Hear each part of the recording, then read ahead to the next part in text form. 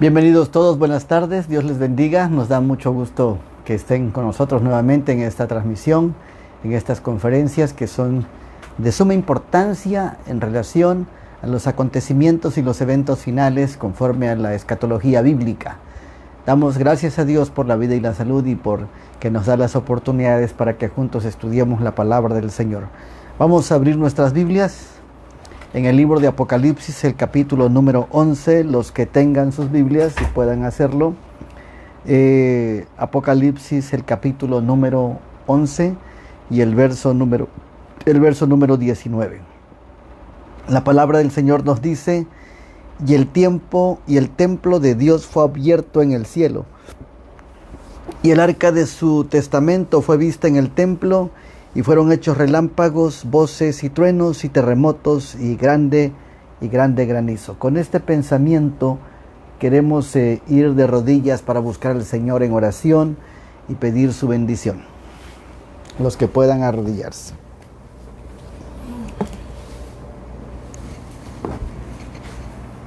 Eterno Dios y Padre nuestro que estás en los cielos, santificado sea tu nombre.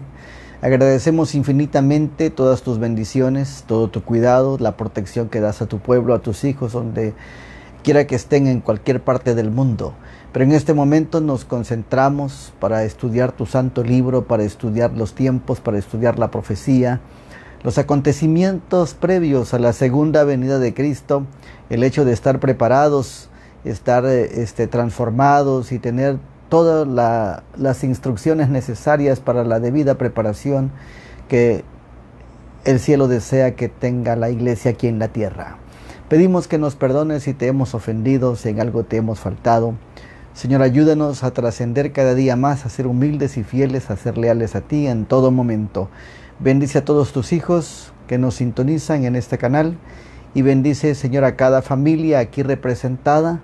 Danos tu presencia y bendición en nuestro estudio. En el nombre de Cristo Jesús lo pedimos. Amén.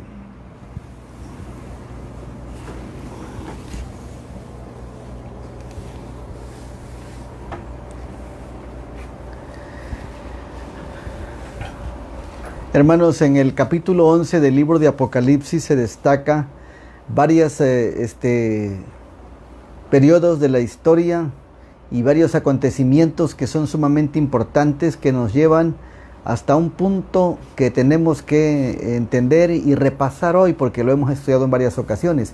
Si alguien tiene necesidades de oración, de peticiones o algún problema, vamos a estar anotando, escríbalo allí para que nuestra hermana lo pueda anotar.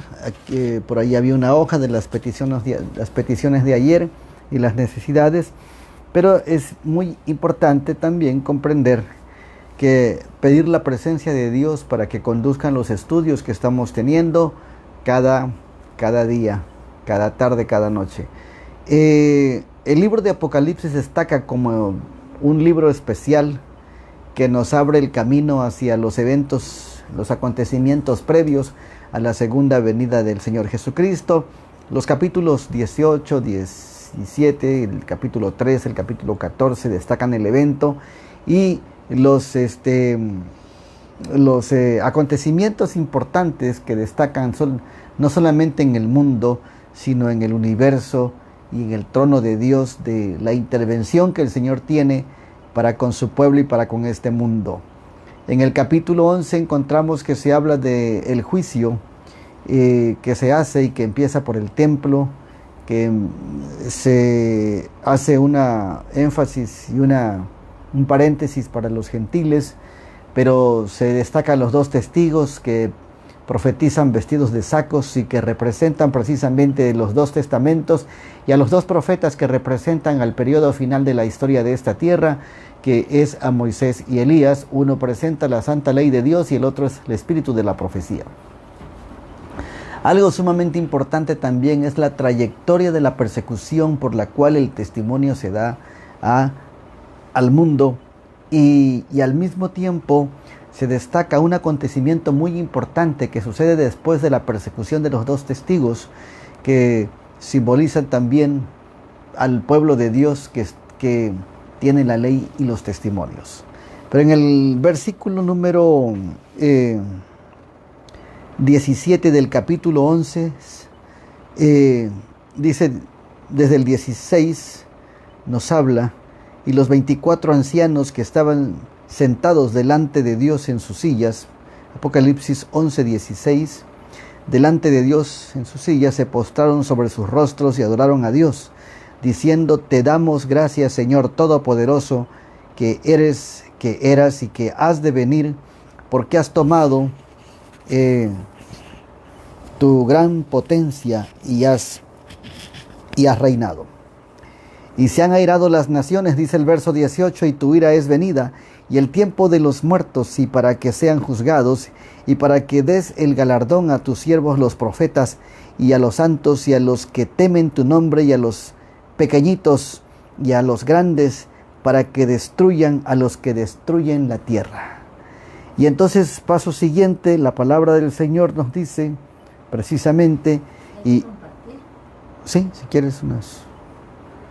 Y el templo de Dios fue abierto, verso 19, y el templo de Dios fue abierto en el cielo, y el arca de su testamento fue vista en su templo, y fueron hechos relámpagos, voces, truenos y terremotos, y grande granizo.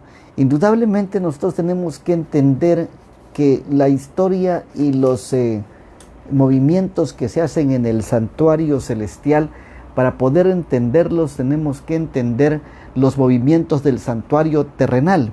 En el libro de Hebreos encontramos este movimiento tan importante, y que el centro del santuario, que es el trono de Dios, donde está la presencia del Señor, donde se manifiesta su poder, su autoridad, su soberanía, precisamente allí, dice el capítulo 9 de Hebreos y el verso número 24, porque no entró Cristo en el santuario hecho de manos, figura del verdadero, sino en el mismo cielo, para presentarse ahora por nosotros ante la presencia de Dios, y no para ofrecerse muchas veces, dice el verso 25, asimismo como entró el pontífice en el santuario cada año con sangre ajena.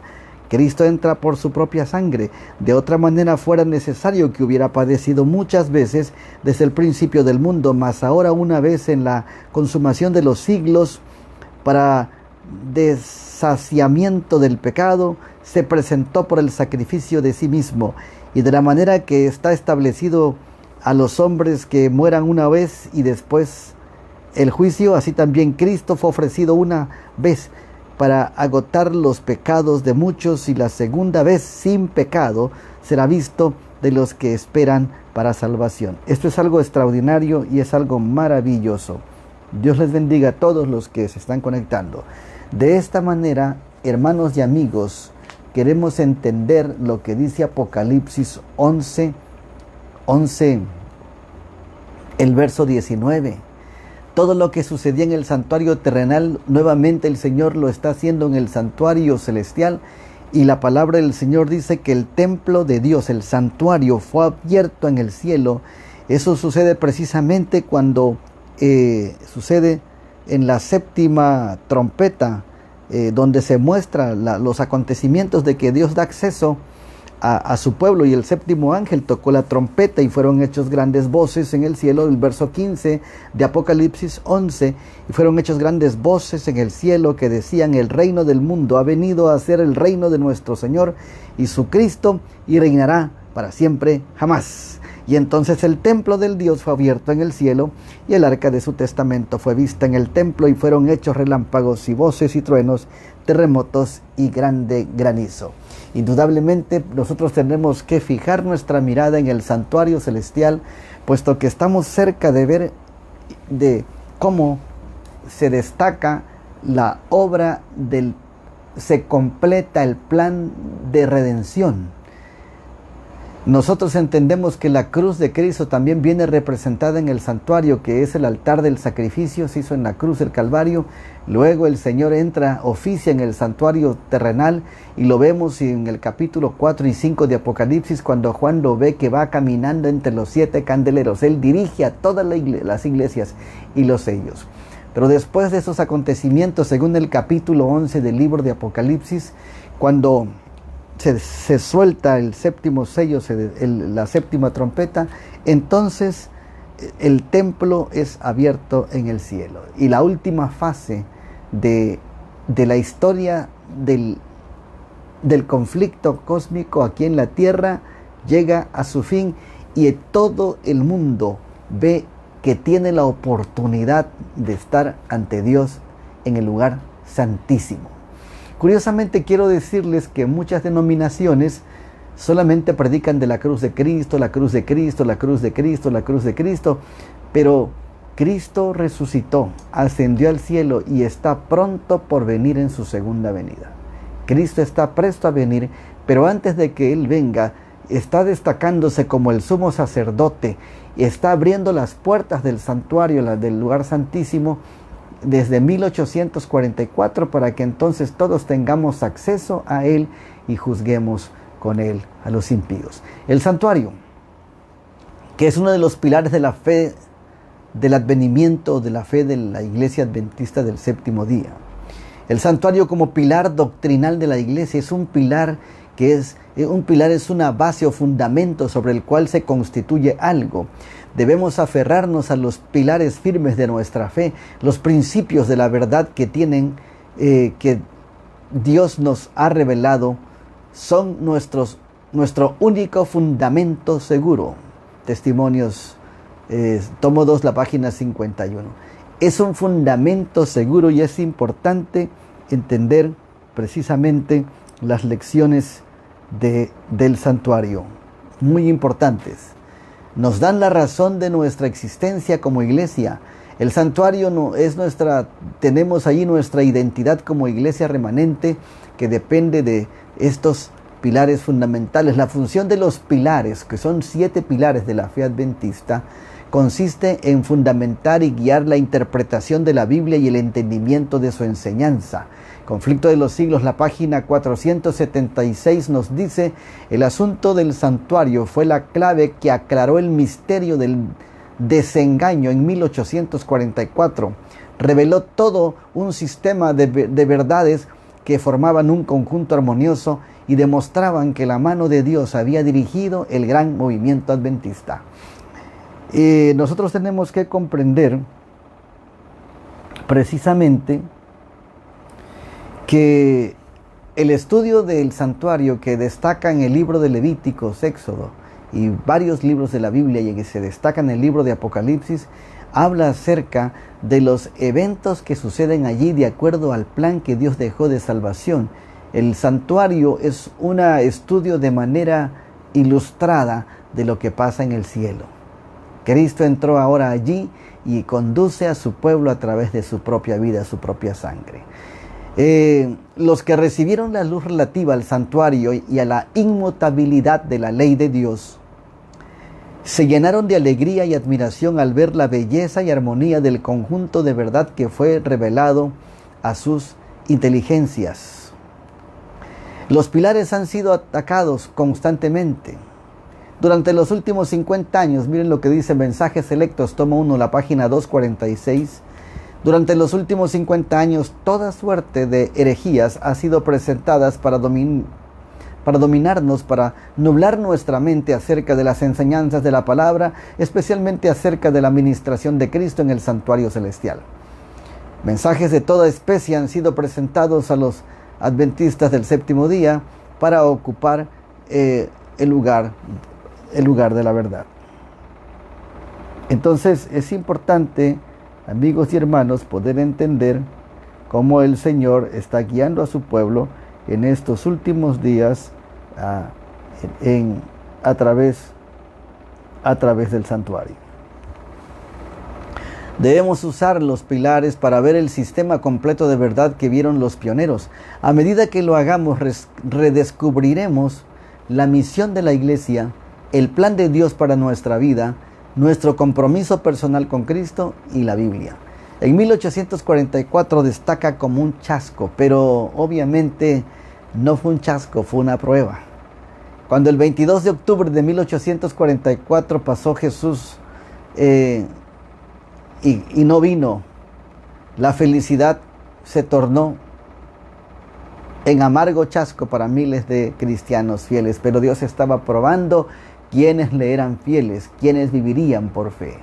La fecha era correcta, pero el evento estaba equivocado. Cristo no vendría por segunda vez allí en 1844, el 22 de octubre, sino que pasaría del lugar santo al lugar santísimo. En el mundo había estado observando con la esperanza de que si el momento pasaba y Cristo no venía, toda la estructura del adventismo se desmoronaría. Hubo una crisis tremenda en ese momento. Pero si bien es cierto, muchos abandonaron su fe bajo la fuerte presión de la tentación, hubo algunos que permanecieron firmes. Algunos pioneros de la iglesia adventista del séptimo día se aferraron al ayuno, a la oración y a las lágrimas, esperando la promesa y la respuesta de un Salvador. No podían ellos descubrir ningún error en su cálculo de los periodos proféticos. Sus opositores más capaces no habían logrado que depusieran su actitud.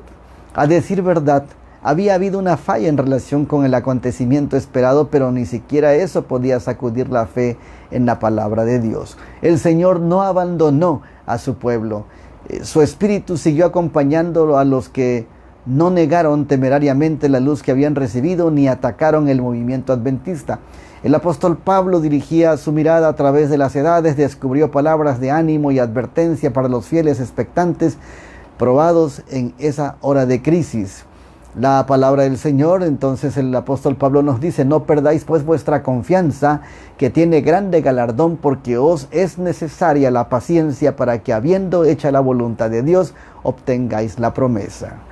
Debemos ser pacientes como en la segunda venida. También para ese evento hubo que tener paciencia y perseverancia, porque la palabra del Señor nos dice en Hebreos 10, 35 al 39, porque aún un poquito y el que ha de venir vendrá y no tardará, mas el justo vivirá por fe, y si retrocediere no agradará a mi alma. Pero nosotros no somos de los que retroceden para perdición, sino que de los que tienen fe para preservación del alma. Hebreos 10, 35. Entonces el Señor Jesucristo dijo: tengan ánimo, yo estoy con vosotros todos los días hasta el fin del mundo.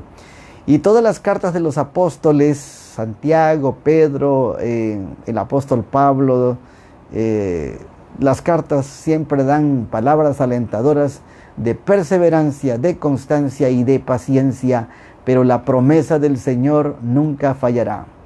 Su única conducta segura consistía en conservar la luz que ya había recibido de Dios, aferrarse firmemente a sus promesas y seguir escudriñando las Escrituras y esperar velar pacientemente para recibir más luz. El pasaje que sobre todos los demás había sido el fundamento y columna de la fe adventista es esta declaración: hasta 2300 tardes y mañanas y el santuario sería purificado, Daniel 8:14. Esas habían sido las palabras familiares para todos los creyentes en la pronta venida del Señor. Miles de labios repitieron gozosamente esta profecía como si fuera el santo y seña de su fe. Todos creían que de los acontecimientos predichos por ella dependían sus más brillantes expectativas y sus esperanzas más acariciadas. Se demostró ya que esos días proféticos terminaron y terminarían en el otoño de 1844. En concordancia con el resto del mundo cristiano, los adventistas sostenían entonces que la tierra, o a lo menos una porción de ella, era el santuario, y que la purificación del santuario era la tierra por medio de los fuegos del gran juicio final. Creían que eso ocurriría en ocasión de la segunda venida de Cristo, y de allí la conclusión de que Jesús volvería a la tierra en 1844, pero el tiempo señalado llegó y el Señor no apareció. Los creyentes sabían que la palabra de Dios no podía fallar. Su interpretación de la profecía debía estar equivocada, pero ¿cuál era el error? Muchos cortaron temerariamente el nudo de la dificultad, negando que los 2300 tardes y mañanas terminaron en 1844. Ninguna razón se podía dar para asumir esa actitud, excepto que Cristo no había venido en el momento cuando se le esperaba.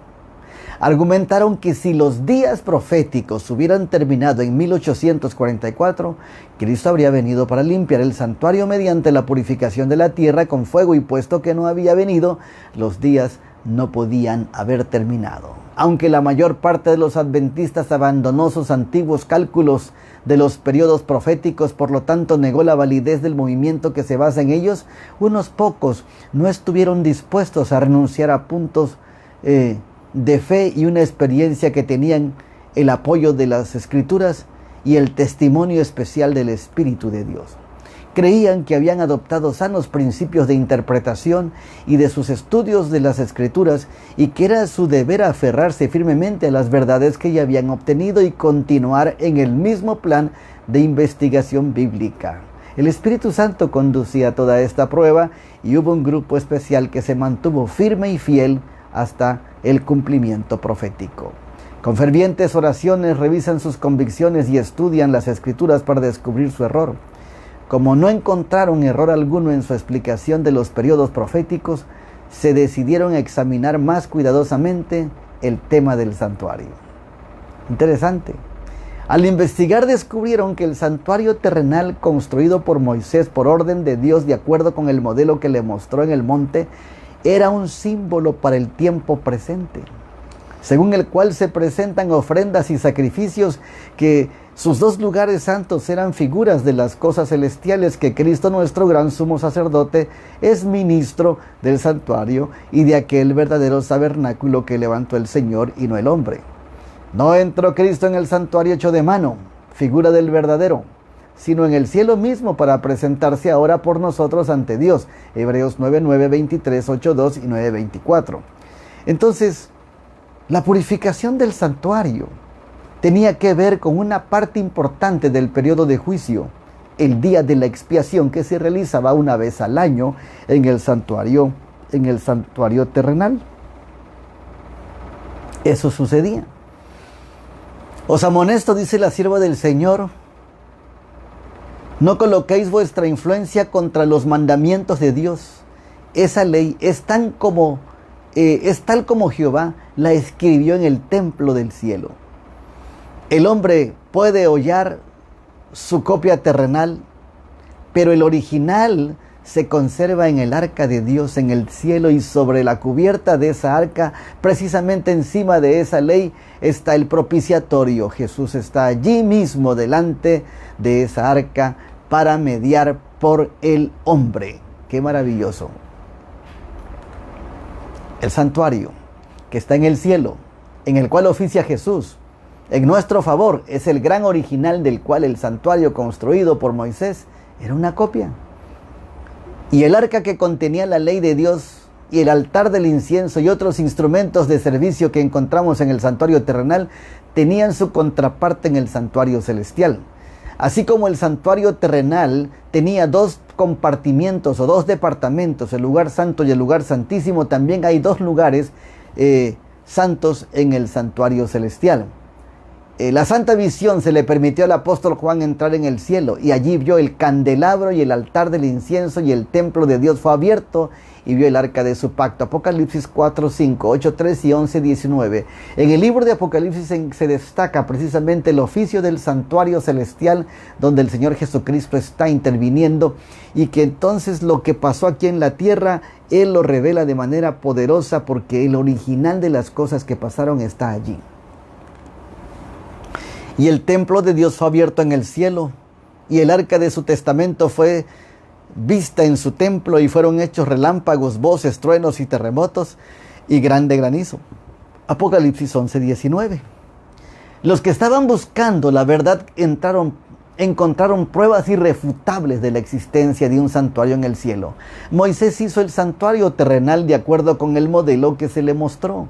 Pablo declaró que ese modelo es el verdadero santuario que está en el cielo, Hebreos 8, 2 y 5. Y Juan da testimonio de lo que vio en el cielo. ¡Qué privilegio para Juan! Cuando terminaron los 2300 días, tardes y mañanas, o 2300 años, en 1844, por muchos siglos no había habido santuario en la tierra, por lo tanto el santuario de los cielos es el que se debe haber sido mencionado en la declaración hasta 2300 tardes y mañanas, y luego el santuario sería purificado, porque en la tierra ya no había. El año 31 el Señor Jesucristo dijo que no quedaría piedra sobre piedra sin que todo eso fuese derribado, y en el año 70 terminó el templo y no se dio una orden de reconstruirlo, porque ahora teníamos un verdadero templo en el santuario celestial. Pero ¿cómo necesita purificación el santuario celestial? ¿De qué manera? Al volver a las Escrituras, los estudiosos de la profecía descubrieron que esa purificación no se refería a impurezas materiales, puesto que se lo debía hacer con sangre y por consiguiente debía ser una purificación del pecado. Así el apóstol fue pues necesario, dice él en Hebreos 9:23, fue pues necesario que las figuras de las cosas celestiales fueran purificadas así con la sangre de animales, pero las cosas terrenales, con la sangre de animales, pero las cosas celestiales mismas con mejor sacrificio de estos, la misma preciosa sangre de Cristo. Hebreos 9:23. Para saber más acerca de la purificación señalada por la profecía, era necesario comprender el ministerio que se llevaba a cabo en el santuario celestial. Esto se podía lograr solo estudiando el ministerio que se realizaba en el santuario terrenal. Pues Pablo declara que los sacerdotes que oficiaban allí servían a lo que era figura y sombra de las cosas celestiales, Hebreos 8:5. La purificación del santuario, así como los pecados del pueblo, eran transferidos antiguamente en forma figurada al santuario terrenal, por medio de la sangre de la ofrenda por el pecado. Así nuestros pecados son de hecho transferidos al santuario celestial por medio de la sangre de Cristo Jesús. Así como la purificación típica del santuario terrenal se llevaba a cabo mediante la remoción de los pecados que habían contaminado, así la limpieza real del santuario celestial se cumplirá mediante la remoción de los pecados que están registrados allí.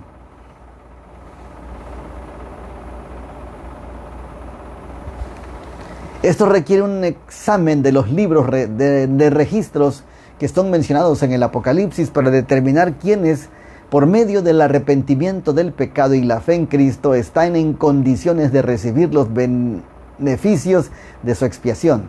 La purificación del santuario, por lo tanto, implica un juicio investigador, y es en el juicio en que estamos y empezó en 1844, 22 de octubre. Esta obra debe realizarse antes de la venida de Cristo nuestro, para redimir a su pueblo, porque cuando Él venga traerá su galardón con Él para recompensar a cada uno según sea su obra. Apocalipsis 22:12. Así los que siguieron la luz de la palabra profética vieron que en vez de venir a la tierra al término de los 2300 días en 1844, Cristo había entrado en el lugar santísimo del santuario celestial, a la presencia de Dios, que para realizar la obra final de la expiación preparatoria para su venida. Cuando Cristo entró en el lugar santísimo, el 22 de octubre de 1844, del santuario celestial, para realizar la obra final de la expiación, encomendó a sus siervos el último mensaje de misericordia que habría de darse al mundo. Esa es la advertencia del tercer ángel de Apocalipsis 14. Entonces aquí suceden cosas muy importantes, hermanos. Cristo entra al lugar santísimo, al segundo departamento, y sucede que el pueblo de Dios que está aquí en la tierra tenía que proclamar y levantar su voz como trompeta para advertir al mundo el juicio que venía. Todo esto sucede después que inicia el fin del tiempo del fin, después de 1798. Todo esto ocurre después de 1844. De paso, lo que ocurre en 1844, cuando Jesús pasa del lugar santo al lugar santísimo, destaca una purificación también del pueblo de Dios. Porque todos, cuando escucharon que Cristo venía por segunda vez el 22 de octubre de 1844, dejaron sus pertenencias, sus cosechas, sus familias, sus denominaciones, sus religiones y etcétera. Pero cuando vieron que no vino el Señor Jesucristo, entonces para ellos hubo un chasco y pensaron que fue un fracaso. Hay 3 chascos, de los cuales estamos hablando del segundo. El primer chasco fue como los apóstoles pensaron que Cristo ya no resucitaría y que en la cruz del Calvario se había acabado todo. ¿Cuántas predicaciones hoy en distintas denominaciones solamente predican de la cruz, de la cruz, de la cruz, de la cruz, y se olvidan de que hay un oficio especial en el lugar santísimo del santuario celestial? Y pasa algo muy importante que lo vamos a ir destacando poco a poco en esta presentación. Algo muy importante, hermanos y amigos que nos escuchan, es que el pueblo especial de Dios está descrito en el libro de Apocalipsis en varios capítulos y menciona una característica, una cualidad importante de la verdadera iglesia y del verdadero pueblo de Dios. ¿Quiénes son? Los que siguen al Cordero por donde quiera que va. ¿Eso qué significa?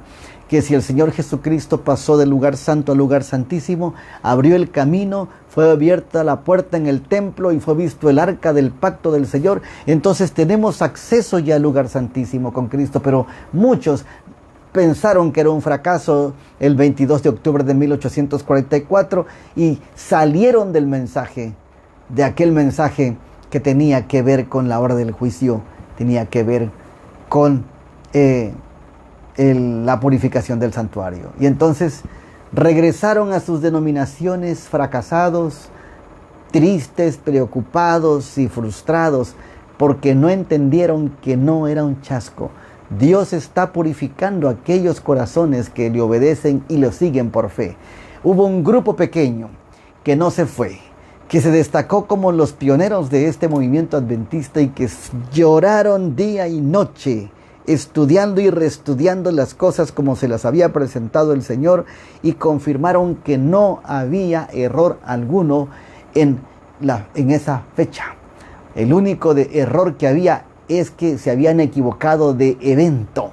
No era la segunda venida de Cristo, sino el inicio del juicio preadvenimiento en la purificación del santuario, que tiene que ver con el día de expiación como se hacía en el santuario terrenal. Y entonces los pioneros, que eran pocos, oraron, ayunaron y esperaron la respuesta de Dios, como tiene que pasar en estos días. Entonces, amigos y hermanos, los que se quedaron con el estudio del santuario fueron los adventistas del séptimo día. Aquellos que destacan como humildes y fieles investigadores de la palabra de Dios. Y entonces, ¿qué sucede? Dios purifica a su pueblo, a su iglesia y a todos los que se quedaron en el lugar santo. Fíjense bien, aún reconocían parte de ese mensaje, pero rechazaron el mensaje siguiente del tercer ángel y entonces fueron llamados nominales. Y el libro Primeros Escritos menciona que los que pasaron con Cristo al lugar santísimo tienen las verdades que hasta hoy se predican como los 7 pilares de la fe, de los hitos del tiempo del fin y los 7 pilares de la fe adventista. Pero los que no quisieron pasar se estancaron y se frustraron y pensaron que era un chasco, fueron desechados y fueron puestos a un lado y se regresaron a sus denominaciones y fueron parte de los enemigos que atacaron mucho al movimiento al inicio, en sus inicios. Después de esta proclamación, el profeta ve al Hijo del Hombre que viene en gloria. Después de 1844, viene en gloria para cegar la mies de la tierra. Ah, viene la cosecha. Tal como fue predicado en las Escrituras, el ministerio de Cristo en el lugar santísimo comenzó al final de los días proféticos en 1844. A ese momento se aplican las palabras del revelador. El templo de Dios fue abierto en el cielo y el arca de su pacto se veía en el templo. Apocalipsis 11:19. El arca del testamento de Dios está en el segundo compartimiento del santuario. Cuando Cristo entró allí para oficiar en favor de los pecadores en el templo interior fue abierto y el arca de Dios quedó a la vista. Y quedó a la vista de aquellos que siguieron al Cordero por donde quiera que va. Aquellos que se manifiestan como fieles seguidores del Señor Jesucristo. Ya está bien. La majestad y el poder de Dios fueron revelados. Quienes por la fe contemplaban al Salvador mientras llevaba a cabo su obra de intercesión. Cuando la estela de la gloria llenaba el templo, una luz procedente del lugar santísimo se esparció sobre el pueblo que aguardaba en la tierra. Habían seguido por fe a su sumo sacerdote desde su lugar santo hasta el lugar santísimo y lo vieron invocando su sangre para suplicar ante el arca de Dios. Dentro de esa arca sagrada está la ley de Dios, de los 10 mandamientos, que fue promulgada por el Señor el Señor mismo entre los truenos del Sinaí, y fue escrita con su propio dedo en tablas de piedra. Ni un solo mandamiento ha sido anulado, ni una jota ni un tilde ha sido cambiados. Noten algo muy interesante, lo mismo que pasó en el Sinaí, en la presentación de las tablas de la ley de Dios, es lo mismo que sucedió. Hubo truenos, relámpagos y un movimiento de tierra cuando Dios se manifiesta y presenta nuevamente su santa ley para recordarle al mundo que después del periodo de tinieblas de 1260 años, el Señor destaca su verdad e ilumina la tierra con su gloria para reconocer el carácter de Dios a través de su santa ley. Pero qué triste situación, amigos y hermanos que nos escuchan, que muchas denominaciones y el 98% del mundo cristiano rechaza estas tablas de la ley. Menosprecia la ley de Dios y no se dan cuenta que se ponen del lado de Satanás, porque Satanás no quiere nada con los mandamientos de Dios, no quiere nada con la ley de Dios, y entonces empiezan a vociferar a través del espiritismo. Dicen: no, es que esta ley era de Moisés, no, es que esta ley era para los judíos, no, que esa es la ley mosaica, que ese es el antiguo pacto, ya estamos en el nuevo pacto, y ni siquiera entienden lo que dicen. La ley que fue clavada en la cruz del Calvario fue la ley de las ceremonias, de los ritos y ordenanzas, cuya ley también está allí en el lugar santísimo, estaba en el santuario terrenal, pero esa la escribió Moisés. Esa la escribió Moisés. Esa ley de ordenanzas, de ritos que representaban la muerte de Cristo, donde se tenía que matar a un cordero y derramar la sangre, esa quedó clavada en la cruz, porque después de que Cristo murió, que representaba al Cordero de Dios que quita el pecado del mundo, fue suficiente su muerte para cubrir y limpiar los pecados de todos. Entonces ya el mismo sacerdote, quien iba a hacer el sacrificio de la tarde, a las 3 de la tarde, cuando Cristo muere en la cruz del Calvario, allá en el templo estaba el sacerdote, y en ese momento el velo del templo se parte en dos de arriba abajo, y el Cordero sale huyendo. Ya no pudo morir, porque Cristo ya, el original, el que representaba todo lo de las figuras del Antiguo Testamento, había muerto, y muchos no han comprendido esta parte y siguen menospreciando la santa ley de Dios. Entonces Dios nos dio los oráculos a los adventistas, nos dio las arcas de salvación, puso en nuestras manos la responsabilidad de estas verdades, de tal manera que tenemos que ser responsables. Y tenemos que entender que tenemos en nuestras manos algo tan especial, delicado, que no podemos juguetear, ni manosear, ni menospreciar. La ley de Dios está vigente y debe presentarse en toda su extensión, no como una ley pesada, no como mandamientos inguardables, no, sino como el carácter de Dios que debe reflejarse en nuestra vida en obediencia a esos mandamientos por amor a Cristo Jesús y con su poder. La gente lo explica mal y lo entiende mal. Cuando el Altísimo dio a Moisés la copia de su ley, conservó el gran original en el santuario de arriba, Y al examinar sus santos preceptos, los buscadores de la verdad encontraron en el mismo seno del Decálogo el cuarto mandamiento, tal como fue proclamado en el principio. No solamente encontraron los 10 mandamientos, sino que encontraron algo más que se había desfigurado y se había ocultado por más de 1260 años. Y encontraron el cuarto mandamiento en el seno del Decálogo, el cuarto mandamiento. ¿Cuál es el cuarto mandamiento? Acuérdate del día sábado para santificarlo. 6 días trabajarás y harás toda tu obra, mas el séptimo día es reposo para Jehová tu Dios. Es sábado para Jehová tu Dios. No hagas en él obra alguna, ni tú, ni tu hijo, ni tu hija, ni tu siervo, ni tu criada, ni tu bestia, ni tu extranjero que está dentro de tus puertas. Porque en 6 días hizo Jehová los cielos y la tierra, el mar y todas las cosas que en ello hay, y descansó el séptimo día, sábado. Por tanto, Jehová bendijo el día sábado y lo santificó. Éxodo 28 al 11. Esto es algo muy importante que como cristianos, toda la denominación debe reestudiar para comprender la misión que se nos ha dado para este tiempo del fin. El Espíritu de Dios impresionó los corazones de esos estudiosos de su palabra. Se convencieron entonces de que habían transgredido por ignorancia el cuarto mandamiento al no tomar en cuenta el día de descanso por el Creador, y entonces hicieron una reforma acerca del día de reposo. Ellos eran dominicales, pero al encontrar la visión de lo que sucedió en 1844, cuando se abre el templo de Dios y fue vista el arca de su pacto y su santa ley, encontraron que habían fallado a uno de los mandamientos donde se identifica a Dios como creador de los cielos y la tierra e identifica a sus hijos como los que fueron creados.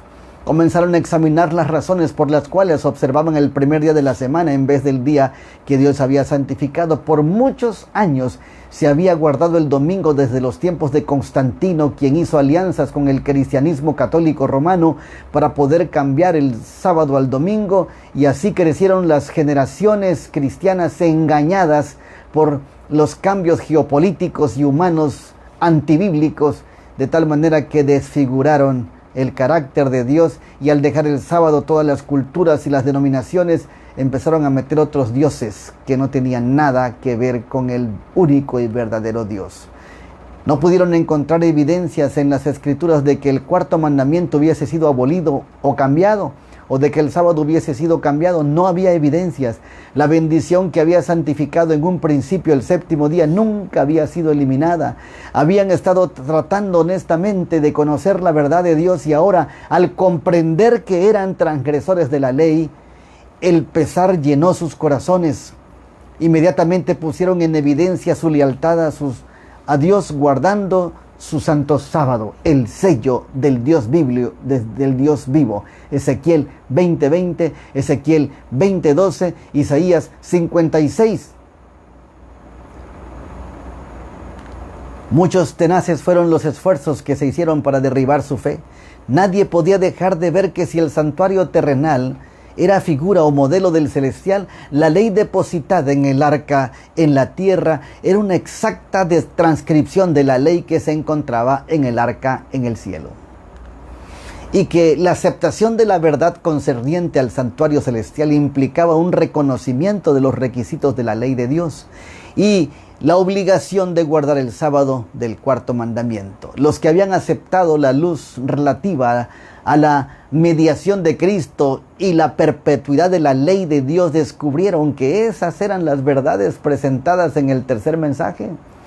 El ángel declara: aquí está la paciencia de los santos, los que guardan los mandamientos de Dios y la fe de Jesús. Apocalipsis 14:12. Es parte importante del mensaje del tercer ángel, algo que destaca precisamente como el mensaje para nuestros días. Esta declaración está precedida por un solemne y temible advertencia: si alguno adora a la bestia y a su imagen y recibe la marca en su frente o en su mano, él también beberá del vino de la ira de Dios, que ha sido vaciado puro en el cáliz de su ira. Apocalipsis 14:9 al 10.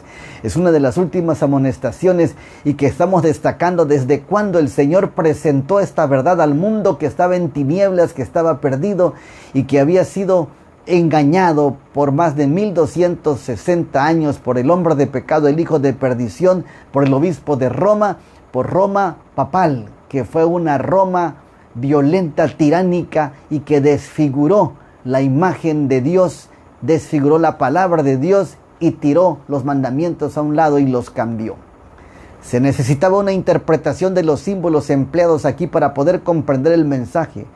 ¿Qué representan la bestia y la imagen y la marca? Nuevamente los que estaban buscando la verdad volvieron al estudio de las profecías. La bestia y su imagen, que destacan en Apocalipsis 14, 9 y 10. Esa primera bestia representaba la Iglesia romana, una organización eclesiástica investida de poder civil con autoridad para castigar a los disidentes. La imagen de la bestia representa otra organización religiosa investida de poderes similares también y que se destaca en los Estados Unidos. La formación de esa imagen es obra de la bestia, cuyo pacífico surgimiento y disposición aparentemente bondadosa hacen de ella un notable símbolo de los Estados Unidos de América, un país protestante. Y Satanás es tan astuto que primero usó el catolicismo romano, el Vaticano, luego usa los Estados Unidos, pero los Estados Unidos presentan su imagen religiosa también a través del protestantismo apóstata, quienes siguen los pasos de la ramera, los pasos de la bestia, quienes menosprecian la ley de Dios y cambian el sábado al domingo. Esta es la imagen de la bestia que se presenta de esa manera. Aquí se puede encontrar una imagen del papado, cuando las iglesias de nuestro país, al unirse en puntos de fe que les son comunes, influyan sobre el Estado para que imponga sus decretos y apoye sus instituciones, entonces los Estados Unidos, país protestante, habrá formado la imagen de la jerarquía romana. Todas estas cosas son interesantes, puesto que hemos visto paso a paso cómo los movimientos políticos religiosos se han dado en los Estados Unidos. El presidente de los Estados Unidos actualmente, en su campaña política hace 4 años, él dijo que le daría poder político a la iglesia. Evidentemente le dio más poder y ahora hacen cultos en la Casa Blanca, hacen oraciones, pero Satanás es tan astuto que está usando estas cosas buenas para poder hacer cambios humanos y cambios materiales. Y mucha gente está siendo engañada y no se dan cuenta que nosotros tenemos que aprender a vivir bajo un así dice Jehová, no lo que diga el hombre. Y hay un engaño tremendo. La imagen de la bestia es formada en los Estados Unidos con la misma religiosidad del protestantismo que en la Biblia se destaca y en la profecía como la apostasía, porque ellos menosprecian también la ley de Dios. Ellos también están menospreciando la ley de Dios. Entonces los Estados Unidos, país protestante, habrá formado una imagen de la jerarquía romana. Entonces la verdadera iglesia será objeto de persecución, como lo fue el antiguo pueblo de Dios. Los que se aferren a los principios de Dios, los que se aferren aún así dice Jehová, los que se aferren a solamente la Biblia y los testimonios, serán desconocidos, porque las cosas irán cambiando. La segunda bestia que destaca Apocalipsis 3 es una bestia que sale de la tierra, tiene cuernos de cordero, pero habla como dragón. Eso significa que la libertad y el republicanismo destacan a Estados Unidos como dos fuerzas importantes, la democracia y lo republicano, pero cuando en sus palacios legislativos abren la boca, denigran los principios y la palabra de Dios, y entonces confunden al pueblo y cambian las leyes, y leyes que estarán en contra de la misma ley de Dios. La bestia con cuernos de cordero ordena que a todos, pequeños, grandes, ricos y pobres, libres y esclavos, se les pusiese una marca en la mano derecha o en la frente, y que ninguno pudiese comprar ni vender sino el que tuviese la marca o nombre de la bestia o número de su nombre. Apocalipsis 13, 16 y 17. Esta es la marca de la cual el tercer ángel pronuncia su advertencia. Es la marca de la primera bestia, o sea, el papado. Por lo tanto, hay que buscarla entre las características distintivas de ese poder. Si esta es una imagen de la bestia, si esta es una marca de la bestia, tenemos que volver atrás. La imagen se forma en Estados Unidos. La segunda bestia le da poder a la religión en su país, y entonces hay una unión entre los poderes políticos religiosos, pero la orden viene desde la primera bestia, que representa al obispo de Roma, Roma religiosa, Roma papal. Y entonces, para poder entender la marca de la primera bestia, o sea, el papado, tienen que buscarse entre las características que la distinguen a ese poder. El profeta Daniel declaró que la iglesia romana, simbolizada por el cuerno pequeño, pensaría en cambiar los tiempos y la ley. Daniel 7:25, fíjense bien, ya ese cuerno pequeño ya intentaría y trataría, pero entendamos bien las palabras que menciona aquí la escritura en Daniel 7:25, y pensará en cambiar los tiempos y la ley. No podrá cambiarlos porque Dios no cambia y es su carácter la ley de Dios, pero sí pensará en hacerlo y a muchos se engañarán, porque para poder cambiar algo tenemos que pedir la autorización de su dueño. Nadie puede cambiar a Dios, ni al jefe, ni al director, ni al quien está al frente de una empresa o liderazgo. No se puede, ¿sí? Y para los cambios que tienen que hacerse, si hubiera necesidad, tienen que hacerse de acuerdo a los principios o parámetros y las leyes establecidas.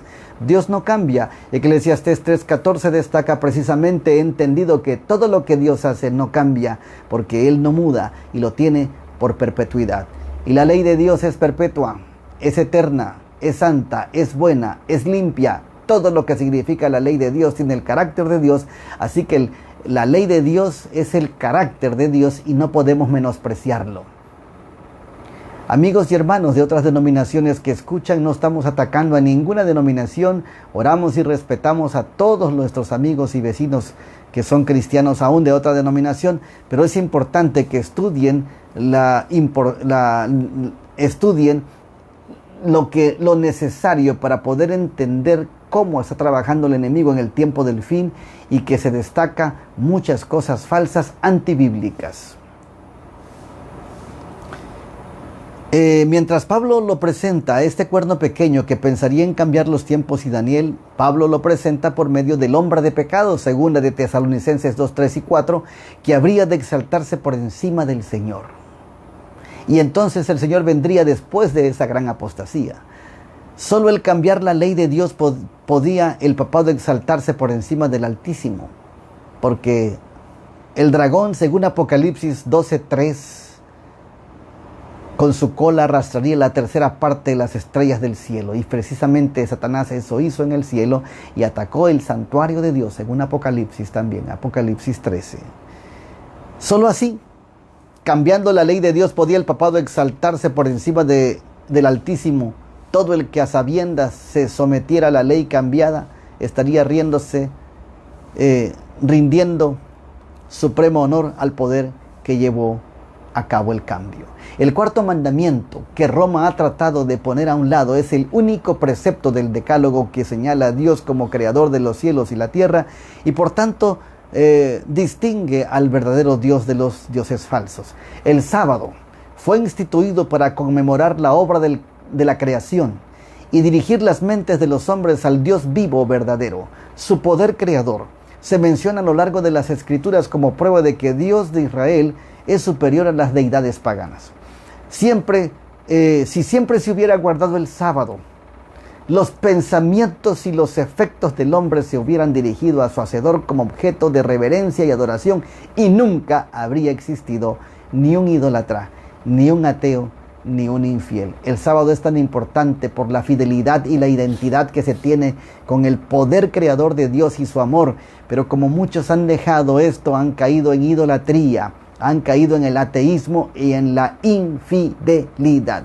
¿Por qué muchas culturas tienen muchos dioses? ¿Por qué muchas denominaciones como el catolicismo romano tienen mucho paganismo y tiene más de 365 santos que se le adora una vez y se le hace culto todos los días del año?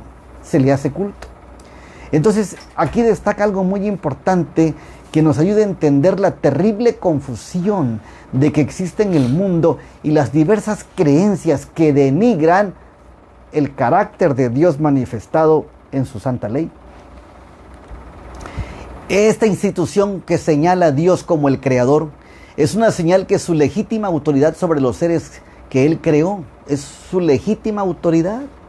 El traslado del día del reposo sábado al domingo es la señal opuesta, es la señal, la marca de la autoridad de la iglesia romana. Los que cuando comprendan los requerimientos del cuarto mandamiento decidan observar el falso día de reposo en lugar del verdadero, están de esa manera rindiendo homenaje al único poder que lo autoriza. El domingo es la marca de la bestia, es la marca de la autoridad papal, la marca de la Iglesia Católica, quien ha cambiado el sábado al domingo, y entonces todos los que hacen ese tipo de cambio se tienen que alinear y tienen que ser respaldados precisamente por una autoridad falsa que no tiene nada que ver con Dios. Un solemne mensaje. Las más temibles amenazas jamás dirigidas a los mortales está contenida en el mensaje del tercer ángel. El mensaje del tercer ángel, si lo revisa usted con todo detalle, encuentra que según las profecías de eventos de los últimos días, señala el linaje de Huay que este es el último mensaje de misericordia al mundo. Después de este mensaje, Cristo aparece por segunda vez. Por esa razón tenemos que entender que este mensaje es duro, no es fácil. Este mensaje separa a los que tienen el sello de Dios, a los que tienen el sello de Dios y la marca de la bestia. El trigo y la cizaña serán separados, ya están siendo separados, y se destaca que Dios coloca al trigo en su granero y la cizaña está siendo puesta en el fuego. Debe ser un pecado terrible que acarrea la ira de Dios sin mezcla de misericordia aquellos que rechazan el mensaje del tercer ángel. No se debe dejar en tinieblas a los hombres con respecto a este importante asunto. Y este es un mensaje de hoy muy urgente, y ahora más que nunca son destacables. Este es el último mensaje de misericordia. Y el santuario celestial nos habla que estamos en ese momento donde se está llevando a cabo el juicio preadvenimiento. No se debe dejar en tinieblas a los hombres con respecto a este importante asunto, ya que el mensaje del tercer ángel, amigos y hermanos que nos escuchan, se destaca como no recibir la marca de la bestia, el falso día de reposo, reafirmarnos en el sello de Dios el sábado, el séptimo día, proclamar que Cristo es nuestro Salvador y que interviene en el santuario celestial por nosotros, la justificación por la fe. Y al mismo tiempo se destaca que nosotros somos un santuario que debe estar purificado, y se nos da también en ese momento la forma de cómo Dios también limpia nuestro cuerpo. La amonestación contra el tal pecado debe darse al mundo antes de la caída de los juicios de Dios, para que todos sepan por qué se los inflige y tengan la oportunidad de escapar de ellos. En el transcurso de esa gran controversia se desarrollan dos clases de personas distintas y opuestas. Una adora a la bestia y a su imagen, recibe la marca y por tanto acarrean sobre sí mismas los terribles juicios anunciados por el tercer ángel. La otra, en marcado contraste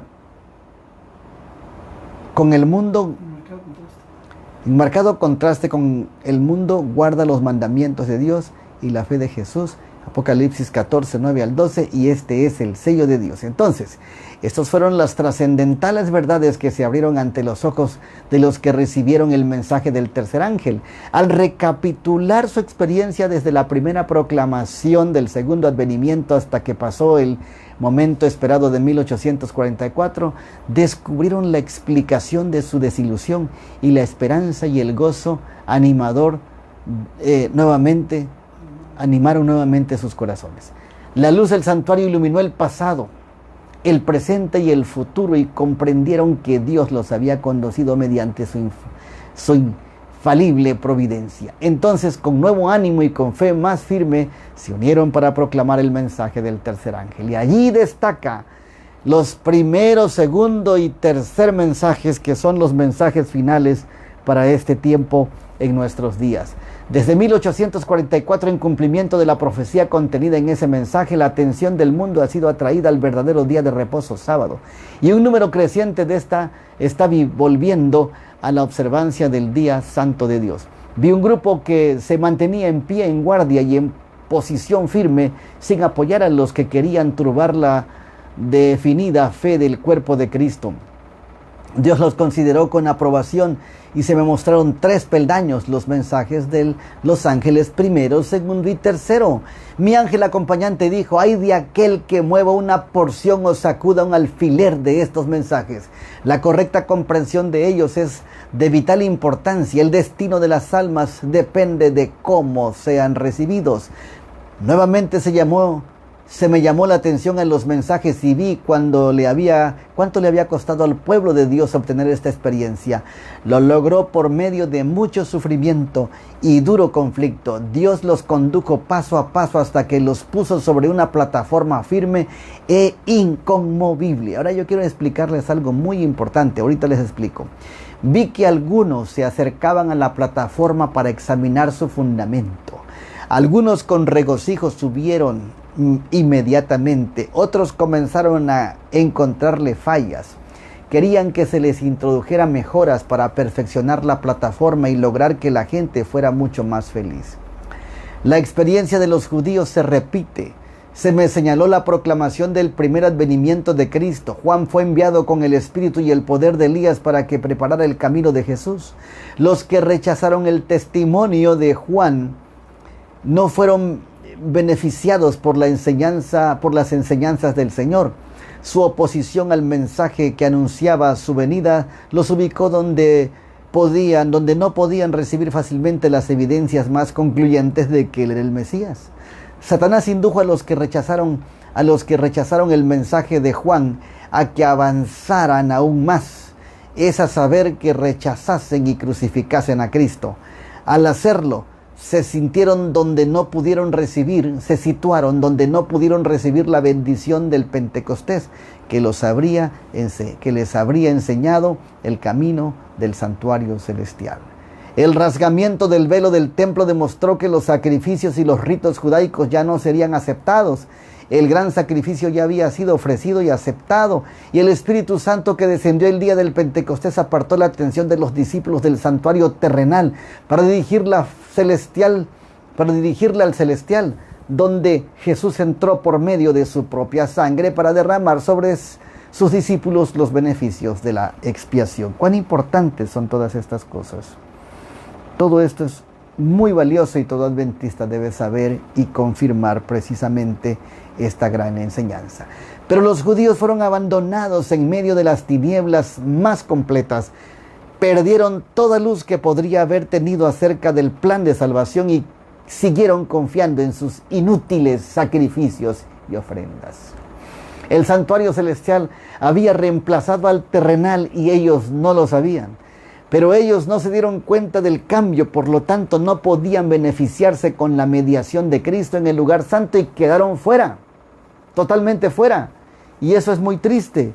Todos los que rechacen lo que contiene el santuario, el lugar santísimo, lo que contiene allí, que es el arca del pacto, que es el juicio, la soberanía de Dios, que es las tablas de la ley de Dios, la vara de Aarón que floreció y el maná escondido, contienen el mensaje final para este mundo. Muchos consideran con horror la conducta seguida por los judíos al rechazar a Cristo y crucificarlo. Y cuando leen la historia del trato vergonzoso que recibió, creen que lo aman y que no lo habrían negado como Pedro ni lo habrían crucificado como los judíos. Pero Dios, que lee los corazones de todos, probó el amor de Jesús que ellos profesaban tener. Todo el cielo observó con el más profundo interés la recepción que se dio a los mensajes del primer ángel, pero muchos de los que profesaban amar al Señor y que derramaban lágrimas al leer la historia de la cruz, se burlaron de las buenas nuevas de su venida. En vez de recibir el mensaje con alegría, afirmaron que era un engaño. Aborrecieron a los que amaban su aparición y los expulsaron de las iglesias. Los que rechazaron el primer mensaje no se pudieron beneficiar con el segundo, tampoco pudieron beneficiarse con el clamor de medianoche que habría de prepararlos para entrar con Jesús por la fe en el lugar santísimo del santuario celestial. La historia se repite y les recuerdo, son 3 chascos. El primero fue de los apóstoles que olvidaron que Cristo resucitaría. El segundo chasco es de 1844, cuando la gente misma aborreció a aquellos que pasaron con Cristo del lugar santo al lugar santísimo. No entendieron que era un mensaje para este tiempo y para el tiempo del fin. Pero hay un tercer chasco. Precisamente aquellos que siguen sin entender y que se burlan del mensaje del tercer ángel, que menosprecian a los grupos independientes por no ser parte de una organización, por no ser parte del Sanedrín, cuando Cristo mismo no estaba con el Sanedrín, estaba con un grupo aparte independiente. Y la consulta y la pregunta de mucha gente, ¿y quiénes son esos grupos? Son grupos disidentes sin darse cuenta que seguimos el ejemplo y el método de Cristo Jesús, porque Cristo fue el primer disidente. Y así lo reconocieron las autoridades eclesiásticas, así lo menospreciaron, lo entregaron, se burlaron y lo crucificaron, y no se dieron cuenta que estaban crucificando la verdad para su salvación. Lo mismo sucede en este tiempo. ¿Cuántas personas menosprecian la ley de Dios, que es el carácter de Dios, y que en Cristo Jesús y en obediencia y amor a Él se puede observar, se puede cumplir con los 10 mandamientos? Y exactamente, le llaman doctrinas de demonios, les llaman disidentes, les llaman fanáticos, les llaman reformistas. Hermanos, de ninguna manera, y no tenga miedo. Nosotros somos adventistas del séptimo día, de los que estamos volviendo a las sendas antiguas, a la obediencia a los mandamientos de Dios, a lo que destaca, lo que Cristo tiene, y entramos con Él al lugar santísimo, la reforma pro salud, la justificación por la fe, el santo sábado, y denunciar la marca de la bestia para que no se reciba. Este es el mensaje final. Y entonces, terribles cosas. Todo el cielo observó con el más profundo interés la recepción que dio el mensaje, que se dio al mensaje del primer ángel. Pero muchos de los que profesaban amar al Señor y que derramaban lágrimas al leer la historia de la cruz, porque era eso es lo que pasa actualmente, que lo dije al principio, solamente se quedan en la cruz y derraman lágrimas. Se burlan de las buenas nuevas de su venida y del mensaje del tercer ángel. En vez de recibir el mensaje con alegría, afirman que era un engaño. Aborrecieron a los que amaban su aparición y los expulsaron de las iglesias. Estos nos pueden echar a perder a toda la iglesia, por eso vamos a borrarlos, que se vayan de una vez antes de que dañen a más personas. Y así pasó en muchas congregaciones y muchos países. Los que rechazaron el primer mensaje no se pudieron beneficiar con el segundo. Tampoco pudieron beneficiarse con el clamor de medianoche que había de prepararlos para entrar con Jesús por la fe en el lugar santísimo del santuario celestial. Y al rechazar los dos mensajes anteriores, entenebrecieron de tal manera su entendimiento que no pudieron ver la luz en el mensaje del tercer ángel, que muestra el camino que lleva al lugar santísimo. El maná, pan del cielo, lo que había en el lugar santísimo del santuario celestial, y que denota, y que cuando fue abierto el templo de Dios en el cielo, Apocalipsis 11:19. El maná, que representa el pan del cielo, Éxodo 16:4 y Juan 6:31, que daba testimonio de la provisión sobrenatural para la alimentación del pueblo en el desierto. La vara de Aarón, que señal divina de la selección de Aarón del sacerdocio y la autoridad del espíritu de profecía, y sus descendientes como la tribu sacerdotal. Y aconteció que el día siguiente vino Moisés al tabernáculo del testimonio, y aquí que la vara de Aarón de la casa de Leví había reverdecido y echado flores y arrojado renuevos y producido almendras. Entonces sacó Moisés todas las varas delante de Jehová, todos los hijos de Israel, y ellos lo vieron y tomaron cada uno su vara. Y Jehová dijo a Moisés: vuelve la vara de Aarón delante del testimonio, para que se guarde por señal a los hijos rebeldes. Números 17, 8 y 10. Las tablas de la ley, específicamente identificadas como las 2 tablas del testimonio, Dios dio a Moisés cuando acabó de hablar con él en el monte Sinaí. 2 tablas del testimonio, tablas de piedra escritas con el dedo de Dios. Éxodo 31, 18. ¿Por qué el testimonio? Obvia y lógicamente porque su escritura milagrosa daba testimonio irrebatible al hecho de ser Jehová Dios el autor de toda la ley en el Sinaí. Al menos en 13 textos de la Biblia el arca se llama el arca del testimonio, como por ejemplo en Éxodo 25, 22. Y de allí me declararé a ti, y hablaré contigo sobre los sobre el propiciatorio de entre los dos querubines que están sobre el arca del testimonio todo lo que yo te mandare para los hijos de Israel. Cuán importantes son estos principios, hermanos y amigos que nos escuchan. ¿Por qué el calificativo del testimonio? Certeramente porque los tres objetos guardados en él daban testimonio del amor de Dios por su pueblo electo y su autoridad y su poder.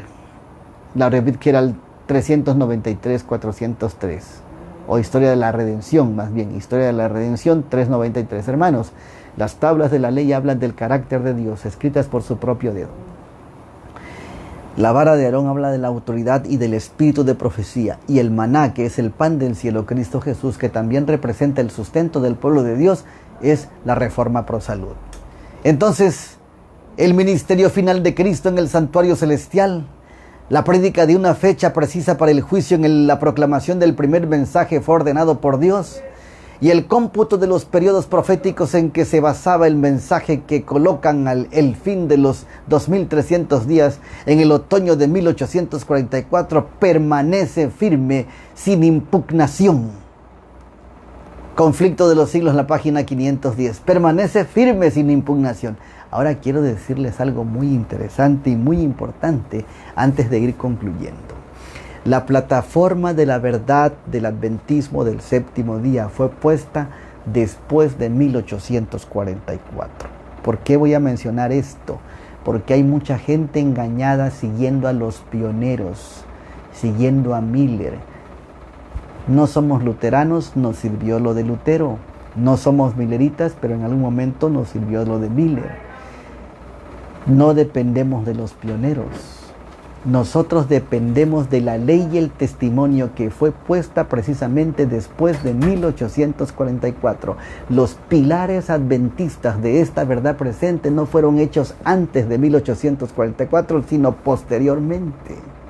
El destacamiento del sábado, el mensaje del tercer ángel, la justificación por la fe, 1888, la santa ley de Dios, el santuario y todo lo que tiene que ver con la no inmortalidad del alma y el sábado fueron destacados después de 1844. Entonces, amigos, que no nos engañen, porque nosotros no somos de ese movimiento de los pioneros. No, nosotros somos el llamamiento del Señor Jesucristo, la Iglesia Adventista del Séptimo Día, cuyos pilares son 7 que se forman después de 1844. ¿Sí? Mucha gente está condicionada a todas las interpretaciones de Urias Smith y de Miller, pero no, nosotros nos guiamos por la palabra de Dios y el espíritu de profecía, Elena G. de White. Daniel 8:14, el asunto del santuario fue clave para que aclaró el misterio del desengaño de 1844, reveló todo un sistema de verdades que forman un conjunto armonioso y demostraban que la mano de Dios había dirigido el gran movimiento adventista, y al poner de manifiesto la situación y la obra de su pueblo, le indicaba cuál era su deber de allí en adelante. ¿Se acuerdan bien? De allí en adelante, no antes. Acuérdense bien de esta parte, las verdades y pilares se forman después de 1844, no con los pioneros. Como los discípulos de Jesús después de la noche terrible de su angustia y desengaño, se gozaron viendo al Señor, asimismo también se regocijaron ahora los que habían esperado con fe su segunda venida. Conflicto de los siglos, 476. En 1844, nuestro gran sumo sacerdote entró en el lugar santísimo del santuario celestial para comenzar la obra del juicio investigador. Han estado siendo examinados delante de Dios los casos de los muertos justos. Cuando se complete esta obra, se pronunciará juicio sobre los vivientes. Y en el servicio simbólico, cuando la obra de expiación era realizada por el sumo sacerdote en el lugar santísimo del santuario terrenal, se demandaba que el pueblo afligiera su alma delante de Dios y confesara sus pecados para que pudieran ser expiados y borrados. Estamos en el momento de la expiación. Cristo está todavía en el lugar santísimo y desea que hoy su pueblo, los fieles, estén afligiendo sus almas, confesando sus pecados. ¿Cuál es nuestra condición en este tremendo y solemne tiempo? ¡Ay! ¡Cuánto orgullo prevalece en la iglesia! ¡Cuánta hipocresía! ¡Cuánto engaño! ¡Cuánto amor al vestido, la frivolidad, las diversiones! ¡Cuánto deseo de supremacía! Todos estos pecados han nublado la mente, de modo que no han sido discernidas las cosas eternas. Si la vara de Aarón representa el espíritu de profecía y la autoridad sacerdotal, ¿cuántas varas sacaron del santuario? Todos querían tener el sacerdocio, la competencia de los términos organizacionales, que todos quieren ser presidentes, en las juntas, en los nombramientos, todos quieren tener el liderazgo y llevan su vara para ver si florece, y ninguna florece. Cristo es la autoridad de la iglesia y a quien nos debemos honra y gloria. Mientras haya hipocresía, haya perversidades, mundanalidades y competencias y políticas, Dios no está allí. Todos estos pecados nublan las mentes, de modo que no han sido discernidas las cosas eternas. Las puertas se están cerrando después que el padre de familia haya levantado y cerrado las puertas y estando afuera, entonces se espera en llamar la puerta diciendo: Señor, Señor, ábrenos. Lucas 13:25. El Señor no podrá, porque la gente no ha estado preparada ni quiere estar con Él. El fin del tiempo de gracia se acaba. Otro ángel con un incensario de oro vino y se paró junto al altar, tomó el incensario y lo llenó de fuego en el altar y lo arrojó a la tierra. El que es injusto, sea injusto siendo injusto y siga siendo justo, y el justo siga siendo justo. Apocalipsis 22:8 en adelante. Tenemos que comprender que Cristo está a las puertas, Cristo viene muy pronto, y es interesante que nosotros nos ubiquemos en la plataforma de la verdad para que ante los juicios preadvenimientos entendamos que es un juicio para nosotros vindicador. Si nosotros estamos dependiendo del Señor Jesucristo y por fe nos aferramos a Él, confesamos y pedimos perdón y caminamos con Él hacia ese santuario celestial, hasta el lugar santísimo, seremos librados y limpiados de toda contaminación. ¿Sí? Cristo viene a pagar a uno cada quien según sea su obra, pero desde hoy se empieza a destacar este juicio. Cuando las cosas terminen y la puerta de la gracia se cierre, ya no habrá más oportunidad. Hoy es el día en el que podemos estar a cuentas con Dios y poder permitir que Él nos transforme con su sangre preciosa, nos redima y cubra nuestros pecados de tal manera que seamos salvos en Cristo por la eternidad. Cristo viene pronto. Y esto destaca precisamente que debemos estar preparados hoy de tal manera que estemos en esta verdad. Que Dios les ayude, que Dios nos bendiga a todos y que cuando Cristo venga nos encuentre siendo fieles a Él. Vamos a concluir con una alabanza antes de hacer la oración final.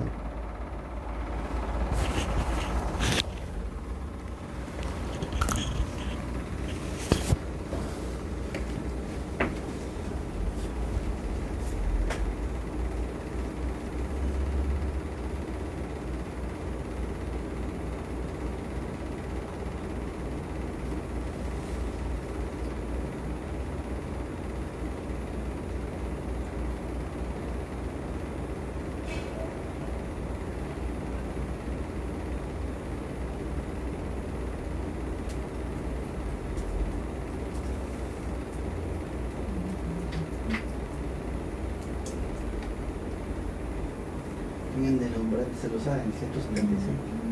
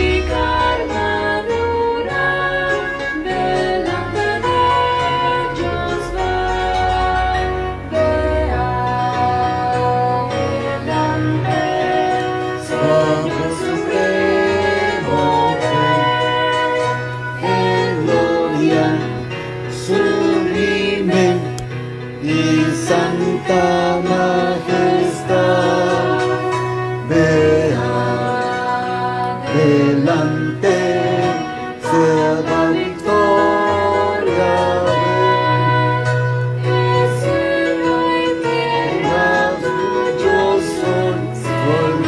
supremo Rey. Cada pueblo remanente, Jesús salvo serás.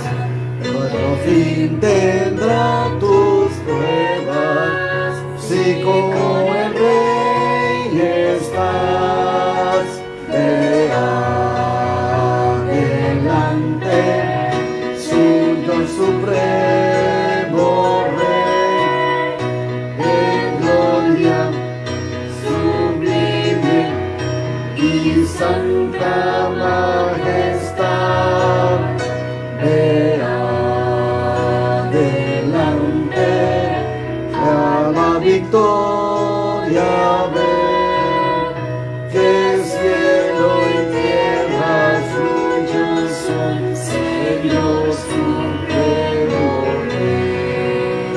Ya la Noche ha pasado, de día la luz de las huestes avanzando, guiadas por Jesús, vea adelante, Señor supremo Rey, en gloria sublime y santa majestad, vea adelante, a la victoria ver, que cielo y tierra tuyos son, Señor supremo Rey. ven pronto, Santo día de esplendor sin igual, con hermosura vuelva Jesús Rey el Señor, vea adelante, Señor supremo Rey, en gloria sublime y santa majestad, vea adelante, a la victoria ver, que cielo y tierra suyos son, el Dios supremo Rey. Amén.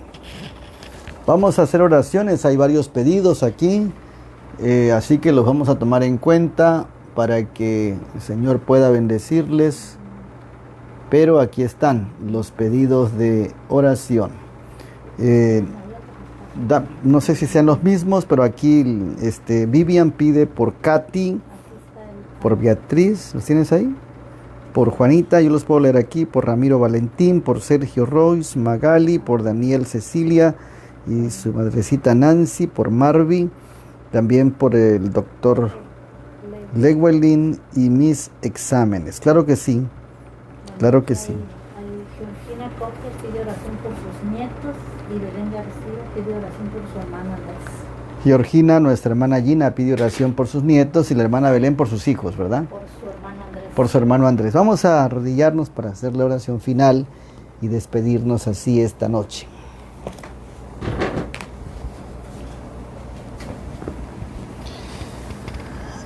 Eterno Padre y bendito Dios, te alabamos eternamente, grandemente por tus bondades, porque eres muy bueno. Porque indudablemente destacas en nuestras vidas el camino del santuario que nos llevará hasta tu presencia. Estamos viviendo el tiempo del fin y el fin del tiempo del fin, cuando está a punto de salir el Señor Jesucristo del lugar santísimo, y queremos estar a cuentas contigo. Queremos ser fieles, Queremos, Señor, reconocerte que eres misericordia y justicia, y que nosotros estemos afligiendo nuestras almas, confesando nuestros pecados, confiando plenamente en el trabajo de purificación que el Señor hace en el santuario por nuestros pecados.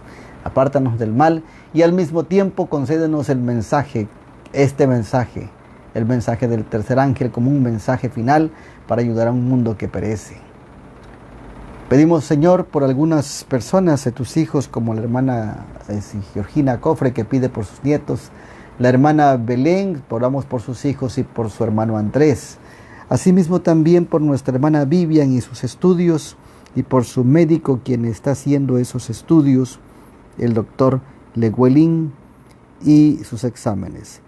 Suplicamos también por Katy, por Beatriz, por Juanita, por Adelita, por Lorena, por Ramiro Valentín, por Sergio Rose, por Magali, por Daniel, Cecilia y su madrecita Nancy, Marvi. Todos ellos, Señor, tienen necesidades y los ponemos en tus manos divinas. Y a todos tus hijos y la iglesia en todas partes, los hermanos que han sintonizado, bendíceles grandemente. Que tu palabra, Señor, caiga como una semilla en buena tierra que dé frutos para vida eterna. Esta noche protege a tu pueblo, a tus hijos, que tus santos ángeles acampen alrededor de todos ellos y nosotros. Danos tu presencia y bendición y conságranos a ti siempre. Gracias porque Cristo viene muy pronto a redimirnos de una manera total de este mundo, que confiemos plenamente en Él. Sé con todos tus hijos hoy y siempre, en el nombre de Cristo Jesús. Amén.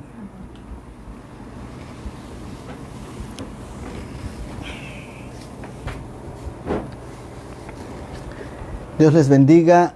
Gracias por acompañarnos. Estamos para servirles mañana una vez más. Estaremos aquí para seguir estudiando la palabra de Dios. Feliz noche para todos. Bendiciones.